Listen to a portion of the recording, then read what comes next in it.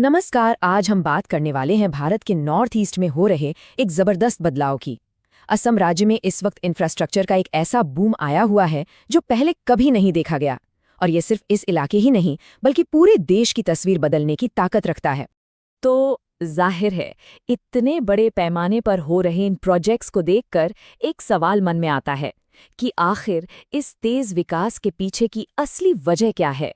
और यकीन मानिए, ये कहानी सिर्फ सड़क और पुल बनाने तक ही सीमित नहीं है।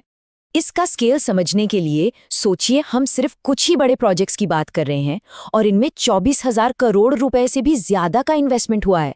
ये कोई छोटी मोटी रकम नहीं है, ये एक बहुत बड़े इरादे की तरफ इशारा करती है। तो ये सिर्फ कंस्ट्रक्शन नहीं है, बल्कि ये एक मल्टी लेवल स्ट्रैटेजी है, एक पूरे इलाके को एक नया रूप देने की, जिसका फोकस है बेहतर कनेक्टिविटी, स्ट्रेटेजिक डिफेंस और इकोनॉमिक ग्रोथ पर। असम की सबसे बड़ी चुनौतियों में से एक है उसका भूगोल, मतलब वहां बहने वाली विशाल ब्रह्मपुत्र नदी। इस नदी ने सदियों से इस जमीन को दो हिस्सों में बांटा है, जिससे तरक्की की रफ्तार धीमी रही है। इसे पार करना हमेशा से ही एक बहुत बड़ी इंजीनियरिंग चुनौती रही है। अब इस ब्रिज की खास बात यह है कि ये सिर्फ ट्रैफिक के लिए नहीं बना है। इसे इस तरह से डिजाइन किया गया है कि यह इस इलाके में आने वाले भूकंप के झटकों को भी झेल सके। इसमें बेस आइसोलेशन टेक्नोलॉजी जैसी एकदम मॉडर्न चीजें इस्तेमाल हुई हैं, जो इसे वाकई में एक इंजीनियरिंग का नायाब नमूना बनाती हैं। और इसका असर असल जिंदगी पर कितना पड़ा है, वो देखिए। जो सफर पहले ट्रैफिक और पुराने रास्तों की वजह से 1 घंटे से भी ज्यादा का होता था, अब वो सिर्फ 7 मिनट का रह गया है। सोचिए, लोगों की जिंदगी में कितना बड़ा बदलाव आया होगा। लेकिन कहानी सिर्फ नदी के ऊपर पुल बनाने पर खत्म नहीं होती। अगला कदम तो और भी बड़ा है, और वो है नदी के नीचे से रास्ता बनाना। तो ये रोड रेल टनल आखिर है क्या? देखिए, ये पानी के नीचे बना एक ऐसा कॉरिडोर है जिसमें गाड़ियों के लिए और ट्रेन के लिए, दोनों के लिए अलग अलग रास्ते होते हैं। और भारत अपनी पहली ऐसी under water road rail tunnel बना रहा है। ये एक बहुत बड़ा इंजीनियरिंग प्रोजेक्ट है जिसे हर मौसम में कनेक्टिविटी देने के लिए डिजाइन किया गया है। तो ये जो ब्रह्मपुत्र के नीचे बन रही टनल है ना, ये सच में एक गेम चेंजर होने वाली है। ये सिर्फ गोहपुर और नुमालीगढ़ को ही नहीं जोड़ेगी, बल्कि बड़े बड़े नेशनल हाईवेज और रेलवे लाइंस को भी एक साथ ले आएगी। इससे पूरे नॉर्थ ईस्ट में सामान और लोगों की आवाजाही में एक क्रांति आ जाएगी। चलिए, अब आम लोगों के इस्तेमाल से आगे बढ़ते हैं। इन सब इंफ्रास्ट्रक्चर प्रोजेक्ट्स का एक बहुत ही ज़रूरी स्ट्रेटेजिक यानी कि मिलिट्री एंगल भी है, और यही चीज़ इसे और भी ज़्यादा दिलचस्प बना देती है। तो ये इमरजेंसी लैंडिंग फैसिलिटी या ELF आखिर होती क्या है? ये दरअसल नेशनल हाईवे का ही एक मजबूत और सीधा हिस्सा होता है, जिसे इस तरह से बनाया जाता है कि ज़रूरत पड़ने पर, जैसे कि किसी इमरजेंसी में या जंग के दौरान, मिलिट्री के एयरक्राफ्ट उस पर उतर सकें। मतलब एक हाईवे जो रनवे का भी काम करे।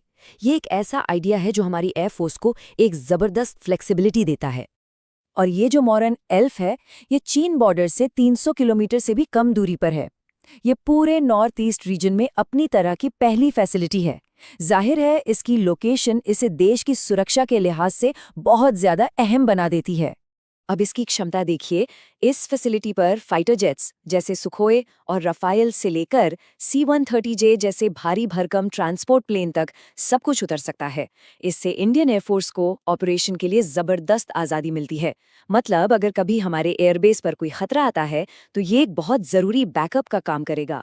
जैसा कि कहा गया है कि सड़क और विमानन बुनियादी ढांचे का एकीकरण भारत के रणनीतिक संकल्प और बुनियादी ढांचे के नवाचार को दर्शाता है।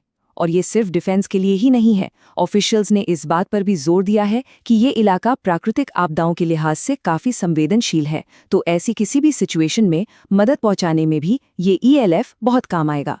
लेकिन ये पूरा बदलाव सिर्फ कंक्रीट और लोहे का नहीं है। इसका एक और अहम पहलू है, और वो है सीधे सीधे वहाँ के लोगों और लोकल कम्युनिटीज़ में इन्वेस्ट करना।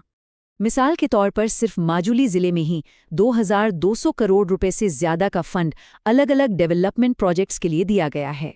और इस पैसे का एक बड़ा हिस्सा सीधा सीधा करीब 32,000 महिला उद्यमियों को सीड कैपिटल यानी शुरुआती पूंजी के तौर पर दिया जा रहा है।